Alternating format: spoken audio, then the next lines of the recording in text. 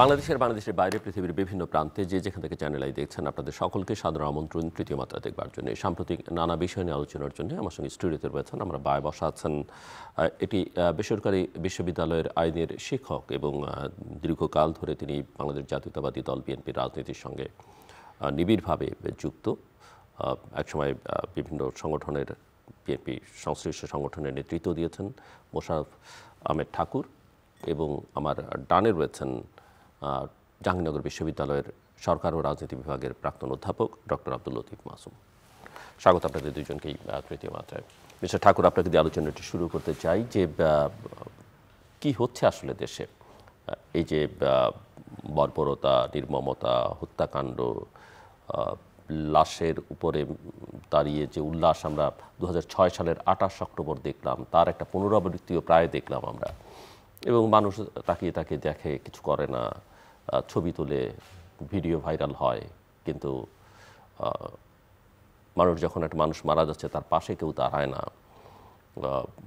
এর বাইরে ঢাকার বাইরেও এরকম ঘটনা একাধিক গত কয়েকদিনই ঘটেছে, এবং চাঁদাবাজি, দখলবাজি সব মিলিয়ে কি হচ্ছে, বিএনপি কি করছে, অনেক দায় বিএনপির উপরে বড় রাজনৈতিক দল হিসেবে। কেন এই দায় বিএনপি নিচ্ছে বা নিতে হচ্ছে, সব মিলিয়ে একটু আপনার কাছ থেকে বুঝতে চাই। সরকার কি করছে, অন্যান্য রাজনৈতিক দলগুলোর এই ক্ষেত্রে ভূমিকা কি, বা এটা কি জাস্ট বিএনপির অভ্যন্তরীণ দুর্বলতা, একই সঙ্গে বিএনপিকে কতটা জনগণের কাছে হেয় করে তোলা যায় তার একটা প্রয়াসও বিভিন্ন মহল থেকে, কারণ আমরা সেই অর্থে কোনো অ্যাকশানও দেখি না। এই যে সোহাগ হত্যায় যেটা দেখলাম আমরা, যুবদলের সভাপতি অভিযোগ করছেন যে পরিবারের পক্ষ থেকে যাদের অভিযুক্ত করা হয়েছিল তাদেরকে বাদ দিয়ে অন্য 3 জনকে আসামি করা হয়েছে, সেরকম অভিযোগ আমরা দেখলাম। সত্যি মিথ্যা সেটাও আমি জানি না, বা যুবদল সভাপতির এই বক্তব্য রাজনৈতিক বিবেচনা প্রসূত বক্তব্য কিনা সেটাও আমরা জানব না। তো গত কয়েক মাসে যা হচ্ছে সেটা তো কোনোভাবেই কাঙ্ক্ষিত না, এবং যেখানে অভিযোগের তীরটা বিএনপির দিকে, এবং যারা ভবিষ্যতে ক্ষমতায় যাবার জন্য মোটামুটিভাবে অনেকেই মনে করেন যে প্রস্তুত, এবং পারসেপশন তাই যে হয়তো নির্বাচন হলে তারাই বিজয়ী হবে। কিন্তু পরিস্থিতি দেখে কথাও তো বলা যায় যে আগে যারা ছিল তাদের চেয়ে বিএনপি আসলে কতটা ডেলিভার করতে পারবে, ভালো করতে পারবে, লক্ষণ তো তা বলে না। ধন্যবাদ জেলুর ভাই আপনাকে, আমার স্যার অপরবিজ্ঞ আলোচক। দেখুন, আমরা বহুদিন ধরে বলছি যে মব সংস্কৃতি, মব ভায়োলেন্স, এটার বিরুদ্ধে শক্ত অ্যাকশনে যেতে হবে সরকারকে। আপনি দেখছেন যে গত ফেব্রুয়ারি মাসের 5 তারিখের পরে আমাদের স্বরাষ্ট্র উপদেষ্টা বললেন আর মব হবে না। অতি সম্প্রতি প্রধান উপদেষ্টার প্রেস সচিব তিনি বললেন যে আপনারা ওটাকে মব বলবেন না, এটা একটা প্রেশার গ্রুপ। এবং অন্যান্য উপদেষ্টাদের কেউ বললেন যে বিপ্লবী ছাত্র জনতাকে আপনারা মব বলবেন না। অথচ আমরা আপনাকে বলি যে বিএনপি এই 5ই আগস্টের পরে বিএনপির কোনো নেতাকর্মীর উপর মব আক্রান্ত হওয়ার সম্ভাবনা নাই। তারপরে আমরা বারবার বলছি যে এই মব কালচারটা, মব সংস্কৃতিটা, এটা থামান। বাট এটাকে থামানো তো হলোই না, বরঞ্চ নতুনভাবে এই জুলাই মাসে এসে উস্কে দেওয়া হলো যে এটা মব না, এটাকে বলবেন যে এটা প্রেশার গ্রুপ।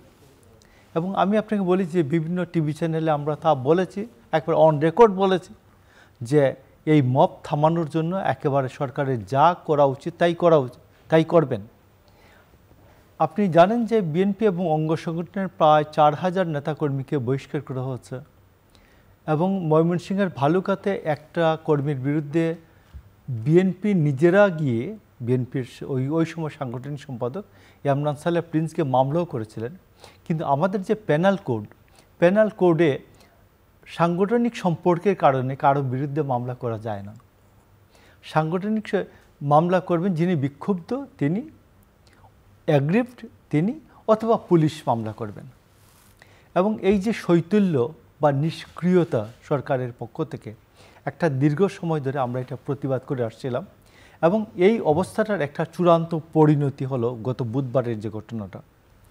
তো এই জন্য আমি বলছি যে এখানে সরকারের মধ্যে অনেক ধরনের খেলা থাকে, অনেক ধরনের খেলা থাকে, যে এটাকে বাড়তে দেওয়া হচ্ছে, এই এই এই যে ক্রমে এটাকে বাড়তে দেওয়া হলো।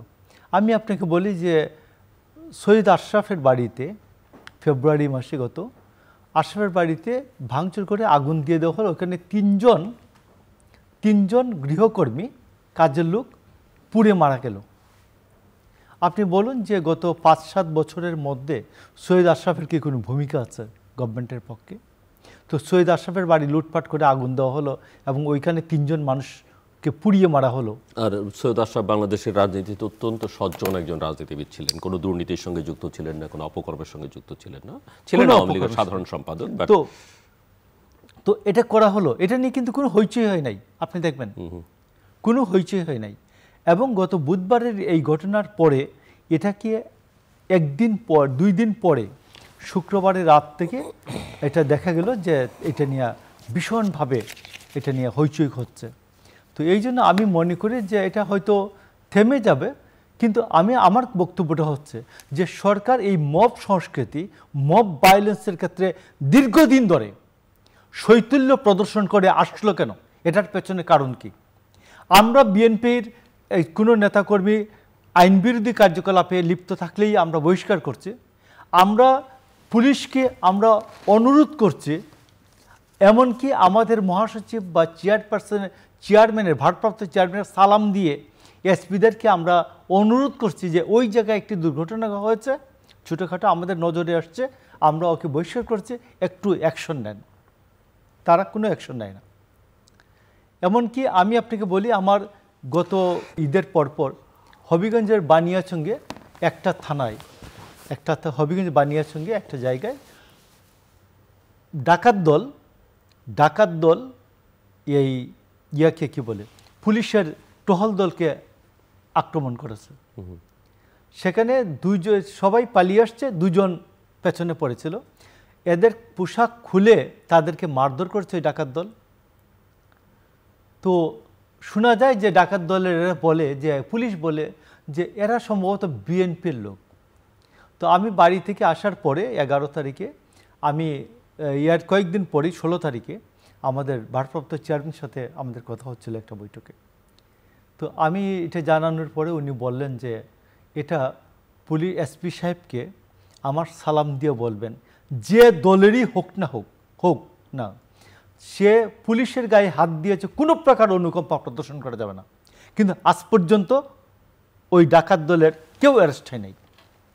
তো এখন আমার কথাটা হচ্ছে যে সরকার কি এই মব সংস্কৃতি, এই যে আইন শৃঙ্খলার ক্রমাবনতি, এটাকে কি সমাজে ক্রমেই একেবারেই একটা খারাপের দিকে ঠেলে দিতে চান কিনা, এবং ঠেলে দিয়ে সর্বশেষ যে উদ্দেশ্যটা আগামী নভেম্বর-ডিসেম্বর এসে বলবেন দেশের যে আইন শৃঙ্খলার পরিস্থিতি আছে ভাই, এর নিয়ে তো আর নির্বাচনটা করা গেল না, আমরা নির্বাচনটা একটু পরে করি। এখানেই আমি আপনাকে থামাই। প্রফেসর ডক্টর আব্দুল লতিফ মাসুম, একজন একাডেমিক হিসেবে আমার আপনার কাছে প্রশ্ন। মিস্টার ঠাকুর যেখানে শেষ করলেন, আপনাদের স্মরণ থাকবার কথা প্রধান উপদেষ্টা এর আগে একবার বেশি দিন আগে না, যে বলছিলেন দেশের পুলিশই তো এখনও প্রস্তুত না, নির্বাচন কিভাবে করা যাবে। সো যা কিছু ঘটছে এটা কি আসলে একদিকে তো গভর্নেন্সের দুর্বলতা স্বাভাবিকভাবেই বোঝা যায়, দ্বিতীয়ত হচ্ছে যে আইন শৃঙ্খলা রক্ষাকারী বাহিনী সেই অর্থে অ্যাকশানে যাচ্ছে না। বিএনপি বলছে সত্যি মিথ্যা সেটা ভেতর থেকে, আমরা তো বাইরে থেকে যেটা দেখি যে তারা আসলে বলছে যে অপরাধী যেই হোক না কেন তাকে গ্রেপ্তার করা হোক, গ্রেপ্তারের দায়িত্ব তার বিএনপি করতে পারবে না, বিএনপি বড়জোর বহিষ্কার করতে পারবে। যদিও এই সমালোচনাও কোথাও আছে যে শৃঙ্খলা বিরোধী অভিযোগে কারো বিরুদ্ধে দল ব্যবস্থা নিচ্ছে, আবার তাদেরকে দলে ফেরতও নেওয়া হয়, সেই অভিযোগও বিএনপির বিরুদ্ধে আছে। কিন্তু সব মিলিয়ে পরিস্থিতিটা যেখানে আমরা যদি অতীতের ইতিহাসের দিকে তাকাই, স্বাধীনতার পরে এইরকম ঘটনাবলী যখন ঘটে আসলে দেশটা তখন অন্য আরেক দিকে চলে যায়। বা মিস্টার ঠাকুর যেটা বলছেন যে আসলে এমন একটা পরিস্থিতি তৈরি করা হচ্ছে যাতে করে শেষ পর্যন্ত নির্বাচনটা না করতে হয়। আপনি কিভাবে দেখেন, বা এর বাইরে অন্য কিছু দেখেন কি? আমি রাষ্ট্রবিজ্ঞানের শিক্ষার্থী, সেই হিসাবে আমি বিষয়টির গভীরে যেতে চাই। সেটা হচ্ছে বাংলাদেশের কালচার। আপনি জানেন যে কালচার তো একটা হঠাৎ করে হওয়ার ঘটনা না। বাংলাদেশের এই ৫৪ বছরটি অতিক্রম করে যে রাজনৈতিক অভিজ্ঞতা, রাজনৈতিক সম্পৃক্ততা, রাজনৈতিক অংশীদারিত্ব, রাজনৈতিক মোটামুটি দাগে রাজনৈতিক সংস্কৃতি অর্জিত হয়েছে, সেটাই এখনো প্রতিভাত হচ্ছে। খুব মজার কথা যে এই ২০২৪ সালের গণ অভ্যুত্থানের পরে যে সংস্কৃতি ১৫ বছরে বা আরও কিছু আগে আওয়ামী লীগ সরকার অনুসরণ করেছে, যেটা চাপিয়ে দিয়েছে, যেটা মানে আমাদের মধ্যে প্রতিভাত হয়েছে, সেই কালচারটির বিপরীত কালচার কিন্তু প্রতিভাত হওয়া উচিত ছিল প্রতিটি ক্ষেত্রে। আওয়ামী লীগের আমলেও দেখেছি শিক্ষককে কান ধরে উঠবস করানো হচ্ছে, এই আমলেও শিক্ষকদের অসম্মান করতে মানে দিচ্ছে বরং না। মানে এখানে ললেসনেসটা মানে আরো প্রবল আকার ধারণ করেছে। সমস্ত সমন্বয়কারীর মনে হচ্ছে যে তারাই দেশের শাসক প্রশাসক, তারা স্কুলে গেছে, শিক্ষককে অপমান অপদস্থ করেছে, মানে তাকে তাড়িয়েছে, কাউকে বসিয়েছে, তাদের ইচ্ছা মতো মোটামুটি একটা বিশৃঙ্খল অবস্থা শুধুমাত্র শিক্ষাক্ষেত্রে না, সমস্ত পরিবারে, সমস্ত গোটা দেশের শিক্ষা সংস্কৃতি প্রশাসনে এই অবস্থাটি তৈরি হয়েছে। এটাকে আমরা গণমনস্তাত্ত্বের সাথে সংশ্লিষ্ট করব এবং আপনি যথার্থভাবেই একটু আগে বললেন যে গভর্নেন্সের সাথেও এই জিনিসটি সমন্বয় এবং সংশ্লিষ্টর বিষয় আছে। তো এখন যে বিষয়গুলো হচ্ছে, এখন ওই সংস্কৃতি, যে সংস্কৃতিতে বিচারহীনতার সংস্কৃতি, ছাত্রলীগ যদি কাউকে আক্রমণ করে তাকে কেউ কিছু বলবে না, জনগণ নীরব দর্শকের ভূমিকা পালন করিবে। তো এখানেও একই অবস্থা দেখা যাচ্ছে যে শাসক দলের পরিবর্তে একেবারে অবিকল সেই দায়িত্বগুলো, আমি বলছি দায়িত্বগুলো যাচিত অথবা অযাচিতভাবে বিএনপির কাছে বর্তেছে। আমি নিজে ব্যক্তিগতভাবে খোঁজখবর রাখি, যেমন ধরেন ফুটপাতের যে দোকানদার, সে এর আগে আওয়ামী ছাত্র দল বা এদেরকে চাঁদা দিয়েছে, ছাত্রলীগকে চাঁদা দিয়েছে। এখন সে তার জায়গাটা নিশ্চিত করতে চায়, সে তার ব্যবসা মানে সংহত করতে চায়, বিজনেস করতে চায়, সে রক্ষাকর্তা সিকিউরিটি খোঁজে। সিকিউরিটি খোঁজার মানে সংস্কৃতি, যেটা আমি সংস্কৃতি বললাম, এখন আগে ছাত্রলীগ যেহেতু করেছে, এখন তার বিপরীতে তারাই আবিষ্কার করেছে, ছাত্র দলের ছেলেরা কিন্তু আবিষ্কার করেনি, তারাই আবিষ্কার করে নিয়েছে। এখানে তাইলে ছাত্র দলের নেতাকে খোঁজখবর নিয়ে বলছে, আগে তো স্যার 700 টাকা দিতাম, এখন 1000 টাকা দেবো আর কি। তো এই যে লিগেসি, এই লিগেসির ক্ষেত্রে তারা সেটা নিচ্ছেও, সেটা নিচ্ছে। এই নেওয়াটাই ছিল আমাদের কাম্য, সেই নেওয়াটাই হচ্ছে দুর্ভাগ্যজনক। এবং এই পথ ধরে, এবং এখানে আরেকটা ইস্যু যাচ্ছে যে এখন অনেকে হাইব্রিড বিএনপি বা ছাত্র লীগ করেছে বা আওয়ামী লীগ করেছে, এরকম অনেকে এখন বিএনপি কোনো ক্ষেত্রে এনসিপি, কোনো ক্ষেত্রে জামাতের না ঢুকলেও ঘনিষ্ঠ, এই ঘটনাগুলো ঘটছে। এগুলো ঘটছে, এতে কোনো সন্দেহ নেই। যেহেতু বিএনপি এদেশের একটি নিরঙ্কুশ জনপ্রিয় রাজনৈতিক দল, ওই দায়ও তার, যদি কৃতিত্ব থাকে সেটাও তার। কিন্তু আপনি এখানে দল হিসেবে বিএনপির কি সীমাবদ্ধতা বা দুর্বলতা দেখছেন যে তারা তাদের নেতা কর্মীদেরকে এইখানে নিবৃত্ত করতে পারছে না? আর কয়েক মাস যদি ইলেকশন হয়, ব্যাপারটা হলো যে একটি রাজনৈতিক দল তার 3টি কার্যক্রমের মাধ্যমে সংঘবদ্ধ থাকে, কার্যক্রম পরিচালনা করে। প্রথমত নেতৃত্ব, না আমার মনে হয় যে নেতৃত্বের আগে আদর্শ বা আমাদের সেই মানে যেমন জিয়াউর রহমানের কর্মধারা, সেটি একটি বিষয়। জিয়াউর রহমান যদি চাঁদাবাজ হতো, এরশাদের মতো চাঁদাবাজি সহ্য করত, তাহলে পরে তো দেশটা মানে প্রলয় হয়ে যেত। কিন্তু জিয়াউর রহমান যেহেতু নিজকে সংহত রেখেছেন তার আদর্শের দ্বারা, সততার দ্বারা, সাহসের দ্বারা, কর্তৃত্বের দ্বারা, এই কর্তৃত্ব, এই সাহস, এই ধারার একটা অনুপস্থিতি বিএনপিতে আছে, রাইটলি অর রংলি আমরা যেভাবেই ব্যাখ্যা করি। দ্বিতীয়ত নেতৃত্ব আবার ওই সেই আদর্শিক ধারায় ফিরে আসি। নেতৃত্ব কর্তৃত্ব অনুসৃত হয় একেবারে সর্বোচ্চতা থেকে একবারে নিম্ন পর্যায়ে। এখানে বিএনপির সর্বোচ্চ পর্যায়ে কখনোই কোনো ব্যত্যয় বা ব্যতিক্রম বা অন্যায় দুর্নীতি আমরা লক্ষ্য করিনি, কিন্তু তৃণমূল পর্যায়ে এই বিষয়টা প্রবল এই কারণে যে যুক্তিও দেওয়া হয় যে 17 বছর তো তারা নিপীড়িত নির্যাতিত হয়েছে, সে কারণে তাদের জন্য একটা প্রিভিলেজ বা তাদের জন্য। আমার কথা হলো যে হ্যাঁ, সেটি তো 17 বছর মানে বঞ্চিত হয়েছে, এবারে ন্যায়ের ভিত্তিতে তাদেরকে সেইটুকু আদায় করতে হবে, অন্যায়ের ভিত্তিতে না, চাঁদাবাজির মাধ্যমে না। টেন্ডার হয়েছে, আগে আওয়ামী লীগের লোকেরাই টেন্ডার নিয়েছে, এখন টেন্ডার আইনানুগভাবেই বিএনপির লোকেরা গ্রহণ করতে পারে, যদি সে আইনে ব্যতিক্রম না থাকে সে টেন্ডার করবে, সে প্রতিযোগিতা করবে। তার বিএনপি পরিচয় তো বিএনপি পরিচয় গুরুত্বপূর্ণ হওয়া আইনের উচিত মধ্যে তো নয়। সেটা হবে না যে বিএনপি পরিচয়টা গুরুত্বপূর্ণ হওয়া উচিত নয়। একজন টেন্ডার দেবে একজনে, ঠিক আছে, যে কেউ একজন দেবে, বিএনপির লোকেরা দেবে, সব পার্টি সব লোকেরা দেবে, সেখানে সে পার্টিসিপেট করে, যদি লোয়েস্ট হয় বা ন্যায়ানুগভাবে তাদের যে বিধি মোতাবেক সেটি হওয়া উচিত, সেটি তারা যেন বঞ্চিত। আগে আওয়ামী লীগ ধারেই ঘেঁষতে দিত না। বিএনপির যদি পরিচয় থাকতো যে এই লোকটা এই বিজনেসটি বা এই কন্ট্রাক্টরটি বিএনপি করে, তাকে যেভাবে পারো পিটিয়ে যেটি বিদায় করে দিত, তো সেটা এখন আর হতে দেওয়া যাবে না বা হবে না।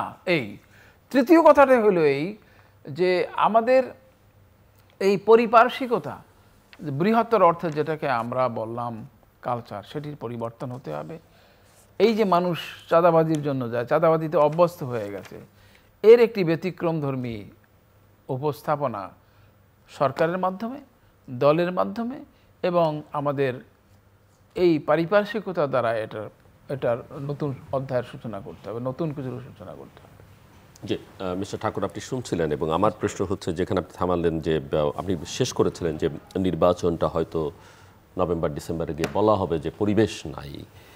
সো আমরা লন্ডন বৈঠকে যেটা দেখলাম, তারপর একটা জয়েন্ট স্টেটমেন্ট দেখলাম বিএনপি এবং সরকারের মধ্যে, ওই অর্থে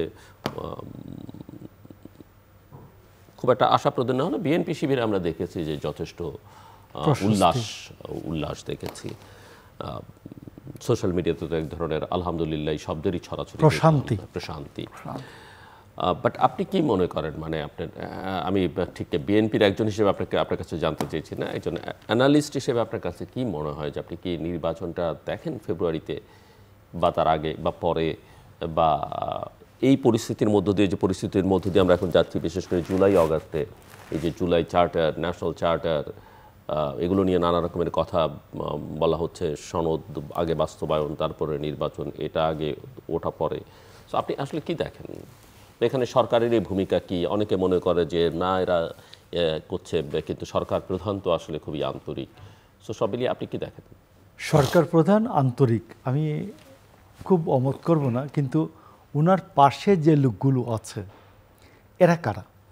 আপনি দেখুন, আমি একটা আমার অভিজ্ঞতা বলি যে এনজিও নিজে হচ্ছে যে সরকার এনজিও বলে যে আমরা একটা নিজস্ব উন্নয়ন ধারা, উন্নয়ন সহযোগী। তো এটা 70-এর দশকের শেষের দিকে, 80-র দশকের প্রথম দিকে দেখবেন এই এনজিওগুলি বিকশিত হয়। এরা একটা নতুন থিওরি নিয়ে আসে বাংলাদেশে, যে সরকারের নেতৃত্বে, যে সরকারের কর্তৃত্বে নেতৃত্বে যে উন্নয়নটা হচ্ছে, এটা নিচের তলানির লোকজন পাচ্ছে না, আমরা এদেরকে একটা মেইন স্ট্রিমে আনার জন্য কাজ করছি। মানে সে প্রথমতেই সরকার যে উন্নয়নের যে গতি বা উন্নয়নের যে প্রক্রিয়া, এটার সাথে একমত না। তো সে এইটা নিয়ে আসলো। বিদেশি যারা আমাদের দেশে, বিদেশি যারা ম্যাক্সিমাম খ্রিস্টিয়ান, ইহুদি, এদের তো আর আমাদের মতো 2.5% জাকাত নাই। তো এরা এই দেয় চ্যারিটিতে, টাকা দেয়। তো এই চ্যারিটিতে গিয়ে তারা হাত দিলেন, দিয়ে বললেন আমাদের এখানে এই নিচের লোকগুলিকে আমরা মেন স্ট্রিমে আনার জন্য কাজ করছে, কিছু দেন। তো যার বেতন হওয়ার কথা ছিল 10,000 টাকা, তিনি প্রথমে বেতন নিলেন 1.5 লাখ টাকা। মেয়েকে দিলেন 1 লাখ টাকার চাকরি, আর মেয়ের জামাইকে দিলেন 1,25,000 টাকার চাকরি। এই হলো উন্নয়নের শুরু হলো। এরপরে যে নিচের লেভেলের কিছু লোকজনের যে কিছু কাজ হয় না, হয়েছে, কিন্তু একটা পর্যায়ের পর তো আর হয় না। আপনি দেখবেন এনজিওগুলি, আমি জায়গাটাতে আসছি, এনজিওগুলি দেখবেন যে মহিলাদেরকে একই বাড়িতে মুশারফ ঠাকুরকে ঋণ না দিয়ে মিসেস মুশারফকে ঋণ দেওয়ার ক্ষেত্রে তার খুব উৎসাহ, খুব উৎসাহ। উইমেন এম্পাওয়ারমেন্ট না, কারণ ওই মুশারফ ঠাকুর যদি নিরুদ্দেশ হতে পারে, কিন্তু ওই মিসেস মুশারফ কোনো অবস্থাতেই নিরুদ্দেশ হতে পারবে না, কারণ তার সন্তান আছে, সংসার আছে। তারপর তাকে যদি পুলিশ ধরে নিয়ে যায়, মুশারফ ঠাকুরের সন্তান নাই, সংসার নাই না, মুশারফ ঠাকুর, আমি বলতেছি আমাদের দেশে আপনি দেখবেন যে শাহ আব্দুল করিম প্রায়ই তিনি নিরুদ্দেশ হয়ে যেতেন। ওই সময় তার স্ত্রী সন্তান সংসার সামলাতেন। কিন্তু আমাদের দেশে মহিলা নিরুদ্দেশ হওয়াটা খুবই একটা আনইউজুয়াল। তো এই ক্ষেত্রে তারা মহিলাকে দেখবেন ঋণ দেওয়ার জন্য খুব উৎসাহ। তো এইটা হচ্ছে যে ওই বাড়ির মহিলাকে যদি পুলিশ গিয়ে ধরে আনতে যায়, তাহলে সে গটি বাটি বিক্রি করে হলো টাকাটা দিয়ে দেবে।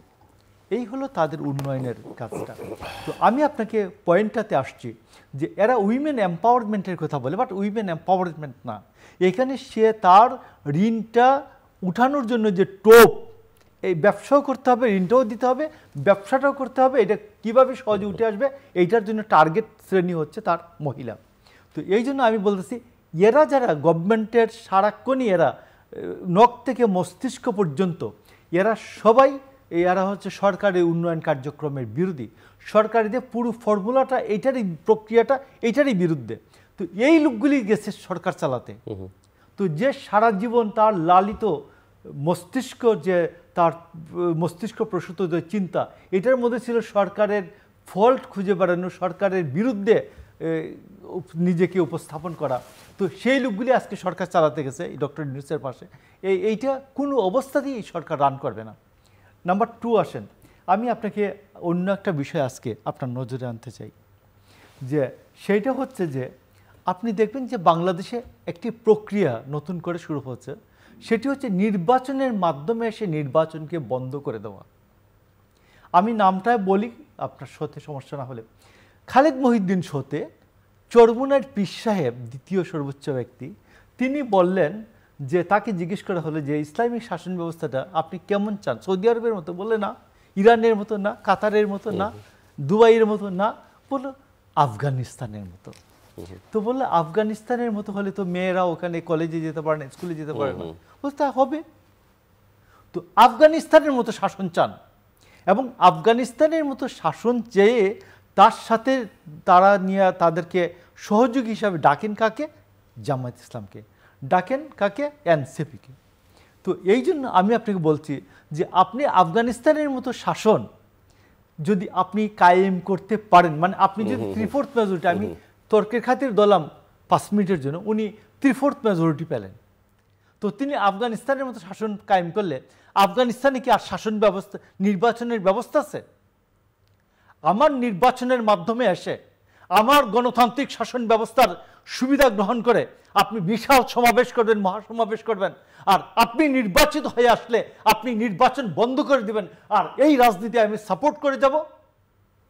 ডক্টর ইউনূস এদেরকে উস্কানি দিয়ে যাচ্ছেন, এদেরকে সাপোর্ট দিচ্ছেন, এবং দেশে কি অরাজকতা তিনি চান আমি জানি না। আমি আপনাকে বলি, বাংলাদেশের যারা মিনিমাম গণতান্ত্রিক মূল্যবোধের প্রতি শ্রদ্ধাবোধ আছে, যে আমি পরিষ্কার কথা, আমি ফিদ দুনিয়া হাসানা বিশ্বাস করি।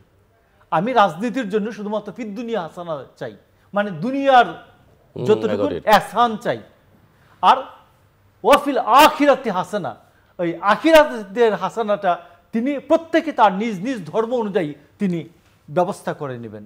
আমরা আখিরাতের হাসানা এহসানের জন্য কোন কাজ করি না তো রাজনৈতিক দল হিসাবে। তো এই জন্য আজকে যারা কাবুলের আফগানিস্তানের শাসন বাংলাদেশে কায়েম করতে চান, এদেরকে নির্বাচনের অযোগ্য ঘোষণা করা উচিত কিনা এটা দেখা উচিত, তারা নির্বাচনে অংশগ্রহণ করবেন কিনা এটা তাদেরকে বিবেচনা করা উচিত। আর তারা যদি কেউ যদি মনে করেন মৌলানা আব্দুর রহিমের মতো আইডিয়াল প্রতিষ্ঠা করবেন, ইসলামিক ডেমোক্রেটিক পার্টি প্রতিষ্ঠা করবেন অথবা ইসলামিক ডেমোক্রেটিক লীগ প্রতিষ্ঠা করবেন, তাহলে স্পষ্টায়ন করতে হবে যে পৃথিবীতে যাহা নাই, আমরা এমন একটা শাসন ব্যবস্থা চাই ইসলামের মাধ্যমে, ইসলামিক ডেমোক্রেটিক রিপাবলিক চাই, ইসলামিক ডেমোক্রেটিক একটা রাজনীতি চাই, রাষ্ট্র ব্যবস্থা চাই, যেখানে কাবুল আসবে না, যেখানে ভবিষ্যতে আমরা ক্ষমতায় গেলেও যে নির্বাচন বন্ধ হবে না, এইরকম একটা অঙ্গীকার তাদেরকে এখনই দিতে হবে, আর নাহলে ওদেরকে রাশ টেনে ধরা এখনই দরকার। সো আমার মূল প্রশ্ন যেটা ছিল যে আপনি কি দেখেন কি না যে নির্বাচন ফেব্রুয়ারি মাসে বা তারও আগে কিংবা পরে, আপনি কি দেখেন? এখন যে অবস্থাটা চলছে আমি বলি, আপনি তো বহুদিন ধরে এই শো চালানোর জন্য আপনার কাছে বহু ধরনের খবর আগে থাকে, এবং বাংলাদেশে এই যে বিভিন্ন পরিস্থিতি তৈরি হয় এইগুলোর সাথে গোয়েন্দা সংস্থারা থাকে। এবং আমি আপনাকে বলি, এই গত বুধবার থেকে বা গত শুক্রবার থেকে এই পর্যন্ত যে পরিস্থিতি চলছে, এতে আগামী ফেব্রুয়ারি কেন, এর পরের বছর ফেব্রুয়ারিতেও নির্বাচন হওয়ার সম্ভাবনা নেই। জি, আমি আসছি আবার আপনার কাছে। প্রফেসর আব্দুল লতিফ মাসুম, আপনি শুনছিলেন এবং আপনার কাছে একই প্রশ্ন, কিন্তু ওনার কথার সূত্র ধরে আরেকটা প্রশ্ন করতে চাই আমি আপনাকে, যে কোনো নির্বাচনে কোনো ব্যক্তি গোষ্ঠী কে অযোগ্য ঘোষণা করা বা তাকে করতে কোনো প্রক্রিয়ায় বাধা দেয়া, সেটা গণতান্ত্রিক কিনা, তাতে করে নির্বাচন প্রশ্নবিদ্ধ হবে কিনা, বা ইন্টারন্যাশনাল স্ট্যান্ডার্ড অনুযায়ী যেটা আমরা বলি যে এটা অবাধ, সুষ্ঠু, গ্রহণযোগ্য, অংশগ্রহণমূলক, আন্তর্জাতিক মানসম্পন্ন নির্বাচন, credible election, inclusive election, participatory election, যেসব টার্মিনোলজি আমরা ব্যবহার করি কিনা, সেটার জন্য অন্তরায়। প্রথমেই বলে নেই যে একজন রাষ্ট্রবিজ্ঞানের শিক্ষার্থী হিসাবে রাজনীতির উপরে আমাদের তো একটি পর্যবেক্ষণ আছে। সেই পর্যবেক্ষণ অনুযায়ী আমি মানে ঠাকুরের সাথে একমত নয় যে আগামী নির্বাচনই ফেব্রুয়ারিতে হবে না, এরকম কোনো আশঙ্কা নেই। কেন আশঙ্কা নেই সেটাও আমার উত্তর দিতে হবে। তার কারণ বাংলাদেশের, আমার তো আমি অনেকদিন ধরে বলে যাচ্ছি আজকে পর্যন্ত, ডিসেম্বরের মধ্যে ইলেকশন না হলে নির্বাচন কবে হবে সেটা নিয়ে ভাবতে হবে, অনেক চড়াই উতরাই হতে পারে। কিন্তু সেখানে বাংলাদেশের নিরঙ্কুশ জনগণ নির্বাচন চায়, এইটাই একমাত্র রক্ষা কবচ নির্বাচনের জন্য। বাংলাদেশের লোকেরা নির্বাচন চায়, সেটা জনগণের ইচ্ছাই তো, এবং সেখানে জনগণের ইচ্ছাই তো সবসময় প্রতিফলিত হয় না, বা জনগণের ইচ্ছা বাস্তবায়ন সবসময় হয় না। জনগণের ইচ্ছা, রাজনৈতিক, জনগণ তো শেখ হাসিনার সরকারের বিদায় চেয়েছে অনেক আগে, কিন্তু বহু বছর লেগেছে সেই ইচ্ছার বাস্তবায়ন। সেটা গায়ের জোরে হয়েছে, মানে মানুষের সাধারণ স্বাভাবিক প্রক্রিয়ার বাইরে। এখানে বিএনপি নামক যে রাজনৈতিক দলটি আছে, সেটি বাংলাদেশের নিরঙ্কুশ জনগণের প্রতিনিধিত্ব করে, এবং আওয়ামী লীগের অবস্থানের পরে তাদের অবস্থান একরকম অপ্রতিদ্বন্দ্বিতামূলক হয়েছে। বাংলাদেশে যদি বিএনপি নির্বাচন চায় এবং যে সময় চায় ঠিক সেই সময়ই হতে হবে, তার কারণ বাংলাদেশের সাথে এই বিএনপির কর্তৃত্বের কথা বলে, বিএনপি তো ডিসেম্বরের মধ্যে নির্বাচন চেয়েছে গত কয়েক মাস ধরে, এবং নিজেই সেখান থেকে সরে গিয়ে এই যে লন্ডন বৈঠকের পরে যে একটি স্থিতি অবস্থা সৃষ্টি হয়েছে সেটি নষ্ট হবে না। এটা কি স্থিতি অবস্থা না, এটা হচ্ছে বিএনপি যে মোমেন্টামটা তৈরি করেছিল সেটাকে ডিফিউজ করে দেওয়া হয়েছে। না, আমি মনে করি যে যদি সেভাবে দেখার চেষ্টা করি, প্রফেসর ইউনূসও সৎ আছেন এই বিষয়ে, এবং এই তো পরশুদিনও তিনি আবার বলেছেন যে ডিসেম্বরের মধ্যে নির্বাচনের প্রক্রিয়া সম্পন্ন করতে হবে। সুতরাং ফেব্রুয়ারিতে নির্বাচনটি হবে, এই ব্যাপারে আমি 100% আশাবাদী। এরপরে আসেন, আশাবাদী আপনি নিশ্চিত নন? আমি নিশ্চিত নন, বাট আশাবাদী। এরপরে আমি ওই ঠাকুর যে আশঙ্কার কথা বলেছেন, সেই আশঙ্কাটি দৃষ্টিগোচর করা যায়। ব্যাপারটা হলো যে বাংলাদেশের বয়স তো 54 বছর হয়েছে।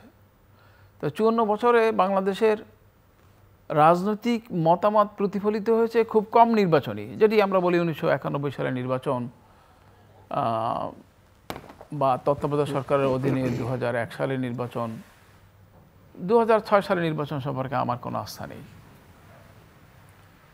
তো এই যে নির্বাচনগুলোর মধ্য দিয়ে 2006 তো কোনো নির্বাচন হয়নি, 2008 আলটিমেটলি যেটা হওয়ার কথা ছিল 2006। তো এতে দেখা গেছে যে বাংলাদেশের জনগণ একটি মধ্যপন্থী ন্যায় নীতি আদর্শে বিশ্বাস করে। একদিকে জামাত ইসলামীর বা ইসলামী আন্দোলনের ততটা উপস্থিতি তখন ছিল না, কিন্তু ইসলামী শক্তি ছিল। জামাত ইসলামী তো মাঝখানে এই 17 বছরের কথা যদি আমরা বলি সেটা, কিন্তু এই জামাত ইসলামীর কিন্তু আবার যদি আপনি বলেন যে ইসলামী শক্তি, হ্যাঁ রাজপথে তারা ছিল, রাজপথে অনেক সময় তারা শক্তিশালী, কিন্তু ভোটের হিসেবে কিন্তু তাদের খুব একটা মানুষ তাদের ডাকে মিছিলে যায়, সংগ্রামে যায় বা তাদের ওয়াজ শুনতে যায়, কিন্তু ভোট দেওয়ার সময় মানে সেটাই আমি ভোট দেয় এরকম কোনো রেকর্ড কিন্তু নাই। সেটাই আমি বলছি, ইতিহাসটা বলে বাংলাদেশের রাজনীতিতে 3টি ধারা। একটা হলো মধ্যপন্থী বিএনপি, এরপরে হলো ডানপন্থী বা একটু লেফট সেন্ট্রিক না একটু ওই ইসলামিক সেন্টিমেন্ট কেন্দ্রিক বা উগ্র মধ্য ইত্যাদি বিষয় আছে। তৃতীয় হলো লেফট সেন্ট্রিক যে পার্টি আওয়ামী লীগ এবং বাম ধারার যে রাজনৈতিক দলগুলো, এইটা হলো 3টি ধারা। এই 3টি ধারায় আপনি ঠিকই চিহ্নিত করেছেন বাংলাদেশের মানুষ মধ্যপন্থী। তো বাংলাদেশের লোক মধ্যপন্থী এবং তারা জিয়াউর রহমানের প্রতিষ্ঠিত এই যে মানে ইসলামী মূল্যবোধের রাজনীতি, বিসমিল্লাহির রহমানির রহিম, আল্লাহর প্রতি গভীর আস্থা ও বিশ্বাস, ধর্মনিরপেক্ষতার পরিবর্তে এইসব শব্দাবলী, সমাজতন্ত্রকে ভিন্নভাবে ব্যাখ্যা করা, ইসলামী দুনিয়ার সাথে সম্পর্ক, পররাষ্ট্র নীতি নির্ধারণকে একটি সাংবিধানিক বাধ্যবাধকতার মধ্যে নিয়ে আসা, অর্থাৎ বাংলাদেশে একটা মধ্য প্রকৃতির ইসলামী ভাবধারার তিনি সৃষ্টি করেছিলেন। সেটি আসলে প্রকৃত ধারা। এখন বাম ধারার লোকেরা তো বাম দিকে টানবে বাংলাদেশের রাজনীতিতে, তাদের মতো করে তারা এটাই সঙ্গত। তারা সমাজতন্ত্রের কথা বলবে, তারা ধর্মের নিরপেক্ষতার কথা বলবে, তারা মানে শোষণহীন সমাজের কথা বলবে, এটি সঙ্গত এবং এটা তাদের উচিত। অপরদিকে ডান ধারার রাজনীতিবিদরা ইসলামের কথা বলবে, এটি স্বাভাবিক। এখন 2024 সালের নির্বাচনের পরে একটা সুন্দর সুযোগ সৃষ্টি হয়েছে সকলের জন্য সমান মত প্রকাশ করার। না, কিন্তু আমার প্রশ্ন ছিল যে ডান বাম মধ্যপন্থা, একেবারেই চরমপন্থী, স্বৈরাচার, যেভাবেই আমরা দেখি না কেন, কাউকে নির্বাচন থেকে দূরে রাখা, বাধা দেয়া, আইনগতভাবে ব্যবস্থা নেওয়া, সেটা সমীচীন কিনা? একটা সেটা ভালো নির্বাচনের জন্য জনগণকে ডিসাইড করতে দেয়া, আর একটা হচ্ছে আইনি ব্যবস্থায় কাউকে আপনি খেলার মাঠ থেকে দূরে না, কোনো ক্রমেই সমীচীন নয়। তবে বর্তমান সরকার যে বুদ্ধিমানের মতো যে কাজটি করেছে সেটি দুকুল রক্ষা করার জন্য, অর্থাৎ আওয়ামী লীগের মানুষ রাজনীতি জনগণই কিন্তু প্রতিহত করবে। কারণ আইনগতভাবে করলে আমাদের মন চায়, জনগণের ইচ্ছা কিন্তু রাজনৈতিকভাবে আওয়ামী লীগকে নিষিদ্ধ করা, মানে আওয়ামী লীগের প্রশ্নটা অন্য যে কোনো রাজনৈতিক দল তুলেছেন, কিন্তু আওয়ামী লীগকে যেটা করা হয়েছে সেটা আইনগতভাবে নিষিদ্ধ করা হয়নি, এটা নির্বাহী আদেশে স্থগিত রয়েছে। আওয়ামী লীগ নির্বাচন পর্যন্ত স্থগিত, একইভাবে ইলেকশন কমিশনও তাদের নিবন্ধন স্থগিত রেখেছে, স্থগিত রয়েছে। কিন্তু মানে বাংলাদেশের রাজনীতিকে আইন দিয়ে নিষিদ্ধ করা যায় কিনা, যেমনটা আওয়ামী লীগ আদালতকে ব্যবহার করে তত্ত্বাবধায়ক সরকার ব্যবস্থা বাতিল করেছে, মানে যেই সিদ্ধান্ত পার্লামেন্টে হয়েছে সেটাকে বাতিল করেছে, এবং অনেক ক্ষেত্রেই আদালতকে ব্যবহার করেছে রাজনীতি এই আইন করে আওয়ামী লীগ নিয়ন্ত্রণ করবার মতো রাজনীতিকে নিষিদ্ধ করার প্রক্রিয়ার মধ্যে আমাদের এই অস্থায়ী সরকার, অন্তর্বর্তীকালীন সরকার অথবা বিএনপির যাওয়া উচিত নয়। কিন্তু জনগণের প্রতিরোধের মাধ্যমে সেটির মোকাবেলা করতে হবে। জনগণ সিদ্ধান্ত নেবে, জনগণ সিদ্ধান্ত নেবে যে নির্বাচন, মানে আমাকে সেদিনে আরেকজন গল্প বলতেছিল যে অমুকে মিস্টার এক্স, সে তো ভালো মানুষ, সে তো মানে মানে অপেক্ষাকৃত ভালো মানুষ, সে দাঁড়ালে কি অবস্থা হবে? তো আরেকজনের উত্তর দিচ্ছে, আরে সে তো ওর ঘরে আগুন লাগাবে গিয়া, ওই আওয়ামী লীগের ওই লোককে নির্বাচন করতে দেবে, মানুষ কোনো কর্মী দেবে না। আমরা চাই না কেউ কারো ঘরে আগুন লাগাক, বরং তাকে জনগণের ভোট না দেওয়ার মাধ্যমে রাজনীতির মোকাবেলা করতে হবে। জি, ধন্যবাদ আপনাকে। আমি আপনাকে বলি যে শক্তি কখনো নিষ্ক্রিয় থাকে না। আপনার মনে আছে যে আমরা ছোটবেলা আমাদেরকে পড়ানো হতো যে আগে গুত্রে গুত্রে যুদ্ধ হতো, যদি যুদ্ধ করার জন্য কেউ না পেত তাইলে বংশে বংশে যুদ্ধ হতো, বংশে বংশে যদি না পাইতো তাহলে দুই ভাইই যুদ্ধ করতো। তো আওয়ামী লীগকে মাঠ থেকে সরানো এটা একটা হঠকারী সিদ্ধান্ত হচ্ছে। আওয়ামী লীগকে সামনে রাখা উচিত ছিল টোটাল যে আনডেমোক্রেটিক শক্তির বিরুদ্ধে যে ডেমোক্রেটিক শক্তির ঐক্যের জন্য আওয়ামী লীগকে মাঠে রেখে দেওয়া উচিত ছিল। আওয়ামী লীগ মাঠে থাকলে আজকে যে সমাজে যে বিভিন্ন কিছু কিছু বিশৃঙ্খলা হচ্ছে এটা কিছুতেই হইতো না, বা যেটুকু সহানুভূতি তাদের জন্য তৈরি হচ্ছে সেটা হতো না, এবং আওয়ামী লীগের জন্য যে সহানুভূতি তৈরি হচ্ছে এটা হইতো না। আমি আপনাকে আরেকটা জিনিস বলি, ইসলামিক যে ইয়ের সম্বন্ধে আমি আপনাকে বলি যে জিয়াউর রহমান ইসলামিক মূল্যবোধ না, জিয়াউর রহমান একটা ধর্মীয় মূল্যবোধকে না, ধর্মীয় মূল্যবোধ না, ইসলামী মূল্যবোধ। আমি স্যার যাই আপনি বলেন, আমি মনে করি যে এটার পলিশ বক্তব্যটা হচ্ছে ধর্মীয় মূল্যবোধকে।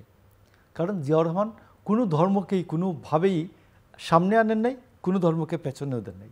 এখানে যদি বলা হয় যেটা ওই যে সংবিধানে বিসমিল্লাহির রহমানির রহিম সংযুক্ত করা, সেটার মধ্য দিয়ে তিনি হ্যাঁ এইটা হ্যাঁ একটু, বাট জিয়াউর রহমান কখনোই কোনো ধর্মকে দেখবেন যে ওই ধরনের যে পৃষ্ঠপোষকতা এটা এটা আপনি দেখবেন যে এখনো আমাদের প্রচুর হিন্দু ভাইয়েরা আমাদেরকে ফোন ধরে বলে আসসালামু আলাইকুম বলে। তো আমি আপনাকে বলি যে বাংলাদেশে একটা ব্যবস্থার কথা বলি, পীরকে দেয় নোট আর নেতাকে দেয় ভোট। আপনি আমার হবিগঞ্জের বানিয়াচঙ্গে সুন্দর কথা, এক হুজুর ছিলেন, তার মাহফিলে বিশাল 25 থেকে 50 হাজার 60 হাজার লোক হইতো। নাম হলো ধুলিয়ার হুজুর আব্দুর রহমান সাহেব। 1991 সালে তিনি ভোটে দাঁড়িয়ে গেলেন। আমরা তো মনে করছি নিশ্চয়ই বিশাল ভোট পাবেন, ভোট পেলেন 5000, জামাত ইসলাম ভোট পেল 10,000। তো এই জন্য আমি আপনাকে বলি পীরকে দেই ভোট, পীরকে দেই নোট আর নেতাকে দেয় নোট, এটা নিয়ে খুব সমস্যার বিষয় না। তো আমি আপনাকে বলি যে বাংলাদেশকে এই আওয়ামী লীগ যে জায়গায় রেখে গেছে, এইখান থেকে আমাদের নতুন করে দেখতে হবে যে যেমন জিয়াউর রহমান 1 ডিভিশন সৈন্য থেকে 5 ডিভিশন সৈন্য তৈরি করেছিলেন। জিয়াউর রহমান ঢাকা মেট্রোপলিটন পুলিশ জিয়াউর রহমান তৈরি করেন, বলতো না আওয়ামী লীগ যে জিয়াউর কার আমলে তৈরি হয়েছে মেট্রোপলিটন পুলিশ। তো আমাদের গত আওয়ামী লীগ আমলে পুলিশ আর্মির প্রচুর লোককে রাজনৈতিক কারণে চাকরি থেকে বরখাস্ত করেছে, এদেরকে সবাইকে পুলিশে পুনর্বাসিত করে পুলিশকে গড়ে তোলা ফেলে যেত প্রথম 3 থেকে 4 মাসের মধ্যে। গভর্নমেন্টের এইসব কোনো উদ্যোগ নাই, পজিটিভ উদ্যোগ নাই, বরঞ্চ নতুন করে বিতর্ক সৃষ্টি করা হচ্ছে। বলা হচ্ছে 18 থেকে 33 নতুন ভোটার তালিকাতে আলাদা ভোটার তালিকা করার জন্য, 18 থেকে 33 বছর বয়সীদের জন্য আলাদা ভোটার বুথ তৈরি করার জন্য। এটা আমি মনে করি যে কি কারণে 18 থেকে 33 ভোটের দাম কি আলাদা, ডাবল 2টা, আর অন্যদের ভোটকে স্যারদের ভোটের দাম কি 75%, ওদের ভোট কি 110%? এটা আমি বুঝলাম না ডক্টর ইউনূস কেন বলেন। আমি আপনাকে বলি ডক্টর ইউনূস বলে মানুষ যে উনি খুব প্রজ্ঞাবান মানুষ, উনি 2টা কাজ করেছেন, জঘন্য 2টা কাজ করেছেন। একটা হচ্ছে গত 77 বছরের ইতিহাসে বিচার বিভাগের ইতিহাসে প্রধান বিচারপতিকে কোনো প্রধানমন্ত্রী অথবা প্রধান উপদেষ্টা কখনোই ডাকেন নাই, তিনি প্রধান বিচারপতিকে ডেকে পাঠিয়েছেন। এটা মারাত্মক একটি খারাপ কাজ করেছেন প্রধান বিচারপতিকে ডেকে পাঠানো। ইভেন প্রধান বিচারপতিরও আমি বলবো যে প্রধান বিচারপতি নিজেরও ডাকলে উনি ডাকার পরে ওনার সৌজন্য সাক্ষাৎ করা উচিত হয় নাই। আর প্রধান বিচারপতি এবং ইভেন হাসিনা, আপনি দেখবেন সিনহার লেখা বইয়ে আছে যে হাসিনা সিনহার সাথে কথা বলছে বঙ্গভবনে, রাষ্ট্রপতি দাওয়াত করেছেন সিনহাকে, হাসিনাকেও দাওয়াত করেছেন, 2 জন কথা বলেছেন। তো ডক্টর ইউনূসের কি এই সেন্স ছিল না যে প্রধান বিচারপতিকে ডাকা যায় না? গত 77 বছরের ইতিহাসে 47 সাল থেকে আমি খুঁজে দেখেছি কোন প্রধান বিচারপতি রাষ্ট্রের প্রধান নির্বাহীর সাথে প্রধানমন্ত্রী অথবা প্রধান উপদেষ্টা যে ফর্মেই থাকুন তার সাথে কথা বলেন নাই। নাম্বার 2, দেখেন আমি 54 বছরের হিস্ট্রিতে দেখলাম যে কোনো প্রধান নির্বাচন কমিশনার প্রধানমন্ত্রী অথবা প্রধান উপদেষ্টার সাথে কথা বলেন নাই, দেখা রাষ্ট্রের প্রধান নির্বাহীর সঙ্গে কথা বলেননি। তিনি একান্তই যদি কথা বলার দরকার ছিল তাহলে রাষ্ট্রপতিকে বলতেন যে আপনি আমাদের দুজনকেই ডাকেন, আমরা কথা বলি। তো এইগুলি হচ্ছে যে রাষ্ট্রের কতগুলো আচার আছে, মিনিমাম সেন্স আছে, এইগুলিকে মেনে চলতে হয়। স্যারকে আমি দেখলে সালাম বললি, সালাম দেই, এটা আমি মানবো, আমি না মানলে আমাকে বলবে যে ও তো একটা বেয়াদব। কিন্তু এটা কিন্তু ম্যান্ডেটরি না, আইনে লেখা নাই। আমার গ্রহণযোগ্যতা কমবে আপনাকে সালাম না দিলে। তো এই জন্য আমি বলতেছি ডক্টর আমার part of culture. Doctor Yunus এই রাষ্ট্রীয় কালচারগুলি কেন ভাঙতেছেন আমি বুঝি না ভাই। প্রফেসর আব্দুল লতিফ মাসুদ, একটা কথা আমি একটু পরিষ্কার করতে চাই, সেখানে একটা ভুল বোঝাবুঝি আছে। সাধারণভাবে এই যে হুজুররা রাজনীতি করেন এবং এই যে সুন্দর করে কথাটা বললো যে হুজুরকে দেই নোট, নেতাকে দেই ভোট, তো এটাই কিন্তু রাজনৈতিক বাস্তবতা। এই রাজনৈতিক বাস্তবতা ইসলাম সম্মত নয়। দীর্ঘদিন ধরে আমরা জানি ইসলাম একটি সমাজ ব্যবস্থার প্রবর্তক। খোলাফায়ে রাশিদা থেকে শুরু করে মানে এই পর্যন্ত এই পৃথিবীর এই কারবালার পরে অব্যাহতভাবে লোকেরা, আলেমরা, ওলামারা, দিনদার মানুষেরা ইসলামকে বাস্তবভাবে প্রতিষ্ঠা করার জন্য চেষ্টা করেছে, হয়তো বা সাকসেসফুল হয়নি। এই যে আদর্শবাদ, সমাজতান্ত্রিক আদর্শ ধরেন, মানে মার্ক্সবাদ, গণতান্ত্রিক আদর্শ, এর মধ্যে ব্যতিক্রম আছে। একেবারেই হুবহু প্রতিষ্ঠা করা যাবে বা দীর্ঘ আদর্শ ধরেও প্রতিষ্ঠা করা যায় না। কিন্তু ইসলামী রাজনৈতিক দলের বক্তব্য, যতটা একজন রাজনীতির শিক্ষক হিসাবে বা শিক্ষার্থী হিসাবে আমি বুঝে থাকি, সেটা হচ্ছে তারা পরিপূর্ণ ইসলাম কায়েম করতে চান। সেই পরিপূর্ণ কায়েমের ইসলামের কথাটা কি, যে দীর্ঘদিন ধরে ব্রিটিশ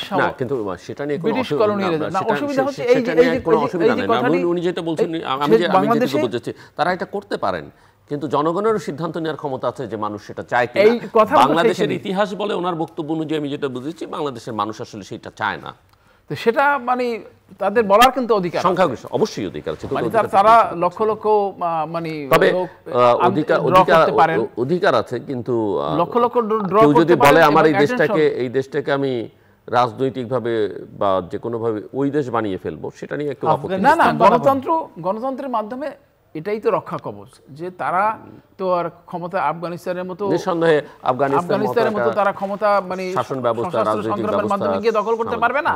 এই দেশটা আফগানিস্তান নয়, এই দেশটা হচ্ছে বাংলাদেশ। এবং এই দেশে তাদের গণতান্ত্রিক প্রক্রিয়ার মাধ্যমে, নির্বাচনের মাধ্যমে একটা নিয়মতান্ত্রিক প্রকৃত পন্থায় তাদের ক্ষমতায় যেতে হবে। এবং এই দেশে তো মানে এই যে তারা লক্ষ লক্ষ লোক ধরাচ্ছে, এটা কি আর্টিফিশিয়াল আছে? একটা সমর্থন বুঝতেই হবে যে একটা মাত্রায়, সে প্রথম মাত্রায় হোক, দ্বিতীয় মাত্রায় হোক, তৃতীয় মাত্রায় হোক, বাংলাদেশে ইসলামকে শাসন হিসাবে দেখার একটি বড় ধরনের আর্টস রয়েছে। আমি মনে করিয়ে দিই যে প্রথম আলোতে একটা ওই বছরখানেক আগে একটা পরিসংখ্যান ছাপা হয়েছিল, বাংলাদেশের লোক মানে এত কিছুর পর শরিয়া আইন চায়। শরিয়া আইন চায় কেন? এই দেশ ফ্রাস্ট্রেশন, যে মদ, জুয়া, ঘুষ, দুর্নীতি, হত্যা, রাহাজানি, এটা থেকে মানুষ রক্ষা পেতে চায়। এটা আমার কাছে মনে হয়েছে এরকম করে।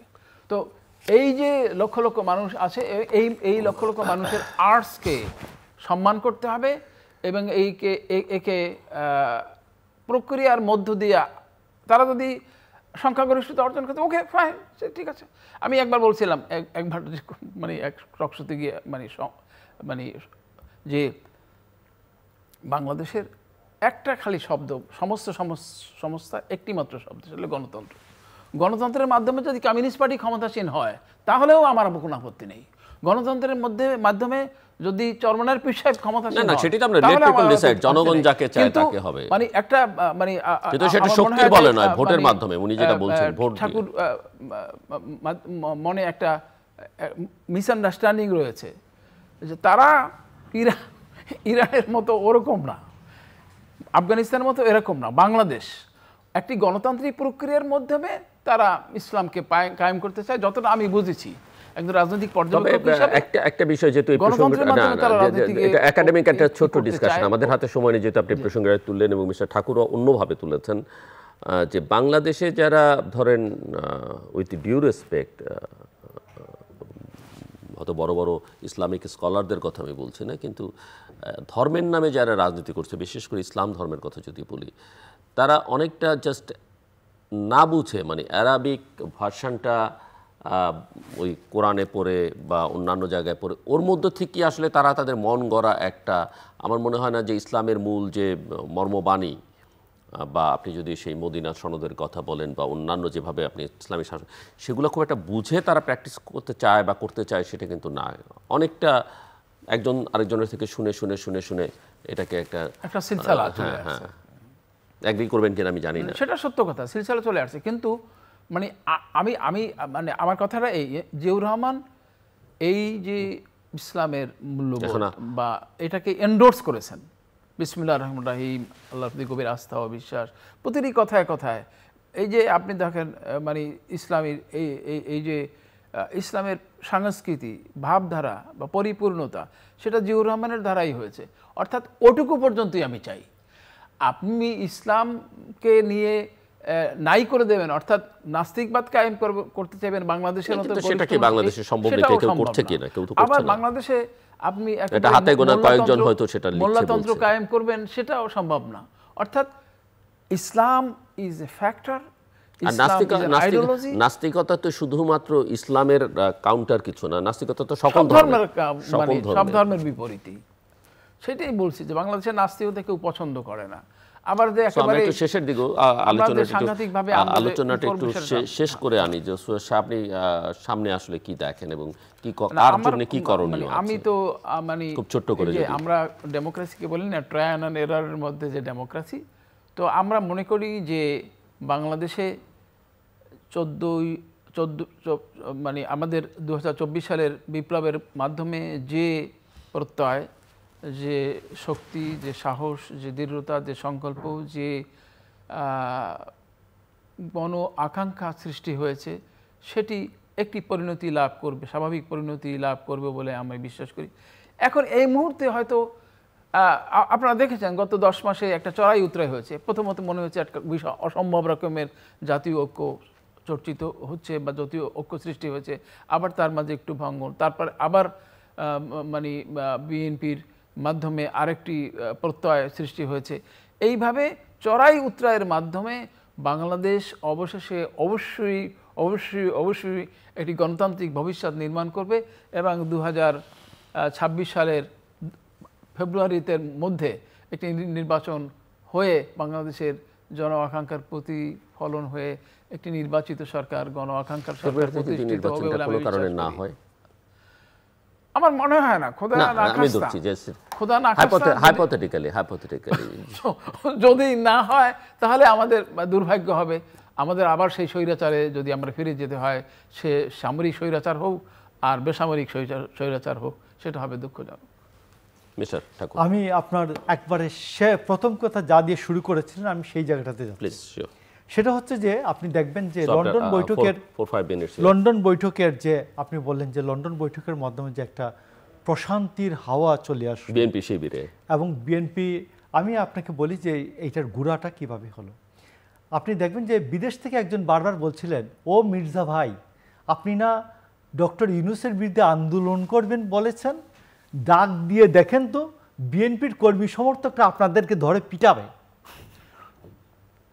ইশাকের ঘটনাটাকে নিয়ে যখন এই হেয়ার রোড, মিন্টু রোড, বেলি রোড অচল হয়ে গেল, তখন বিএনপি একটা স্ট্যান্ডে চলে আসলো। বিএনপি সারা দেশের নেতাকর্মীদের মধ্যে একটা স্ট্যান্ড তৈরি হয় যে আমরা নির্বাচনটা এইভাবে আদায় করব, অধিকারটা আমরা প্রতিষ্ঠিত করব। ঠিক এই যে স্ট্যান্ডটা, এইটাকে ডিফিউজ করা হচ্ছে লন্ডন বৈঠকের মধ্য দিয়ে।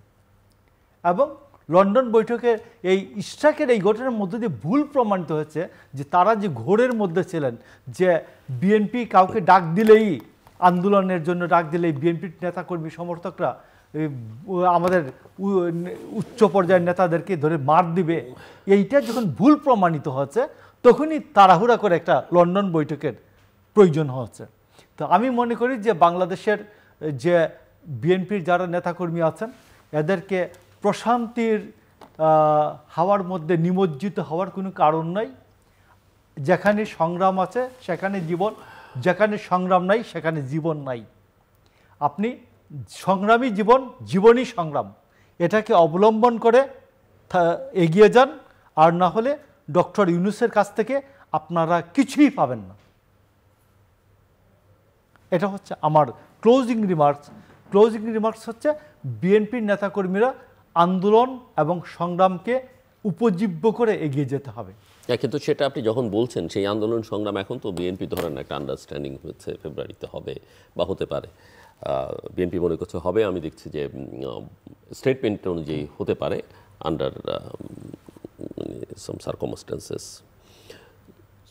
কবে গিয়ে বোঝা যাবে যে ফেব্রুয়ারিতে নির্বাচনটা হচ্ছে না, বা আপনি যেটা বিএনপি নেতাকর্মীদের উদ্দেশ্যে বলছেন সেই জায়গায় তারা কবে থেকে যেতে পারে? আমি তো মনে করি যে ফেব্রুয়ারিতে ইলেকশন করতে গেলে তো ইলেকশনের তো শিডিউল দিয়ে ইলেকশন শুরু হয় না, বলা হয় ইলেকশন ইয়ার। ইলেকশন ইয়ার একটা বছর ধরে ইলেকশন হয়। তো ইলেকশনটা আমি তো মনে করি যে এখনই বোঝা যাবার কথা যে গভর্নমেন্ট ইলেকশন করতে চায়। আপনি কি দেখছেন এই যে ন্যাশনাল কনসেনসাস কমিশন তার যে অ্যাক্টিভিটিস কিংবা জুলাই সনদ, জুলাই চার্টার, আপনার কাছে কি মনে হচ্ছে যে এটা আসলে নতুন নতুন বিতর্কের জন্ম দিবে বা পরিস্থিতিকে খারাপ দিকে নিয়ে যাবে, না আসলে জাতি একটা ঐক্য?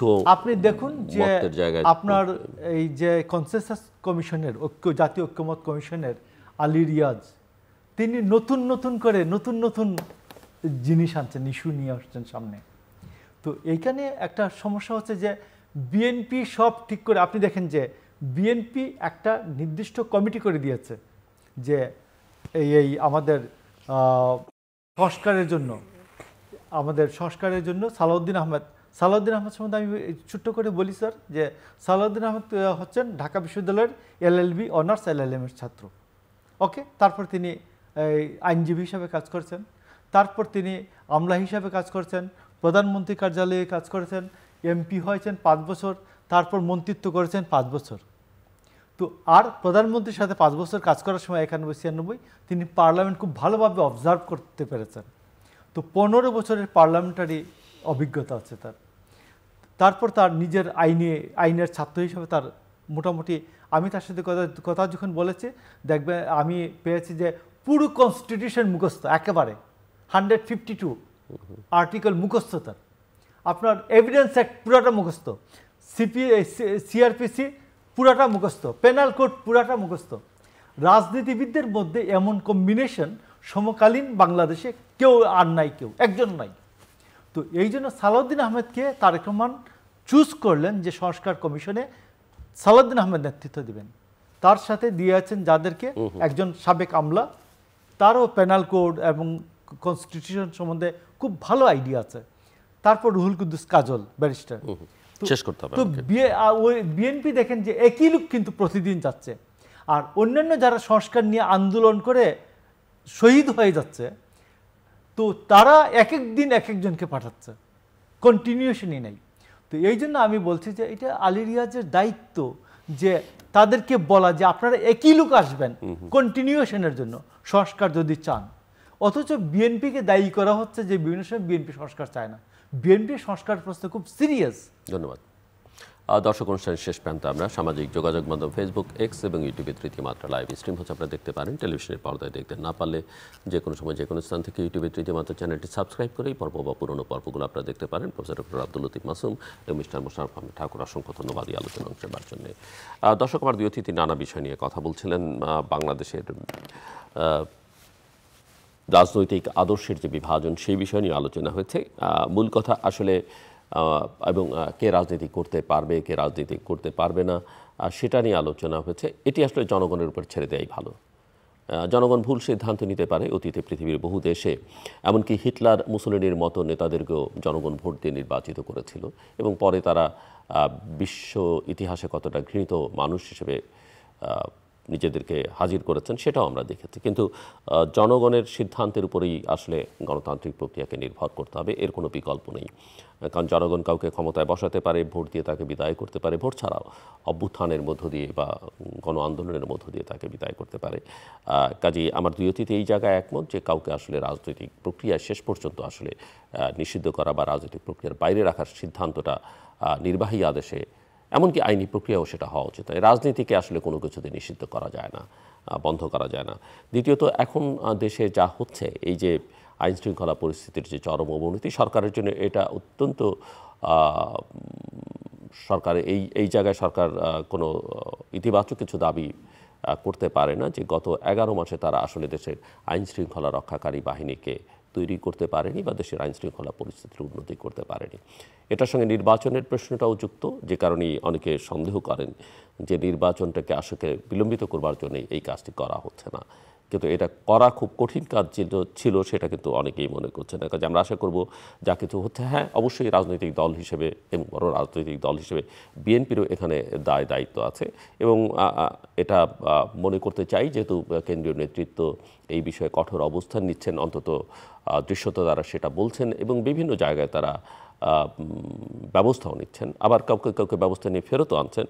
এই জায়গায় আমার মনে হয় একটা পদ্ধতি হতে পারে যে বিএনপির ভারপ্রাপ্ত চেয়ারম্যান মিস্টার তারেক রহমান সারা দেশে তার 300 আসনে যারা সম্ভাব্য প্রার্থী তাদের উপরে এই নির্দেশনাটা দিতে পারেন যে তার এলাকায় কোনো কিছু ঘটলে তার দায়িত্ব তাকেই নিতে হবে।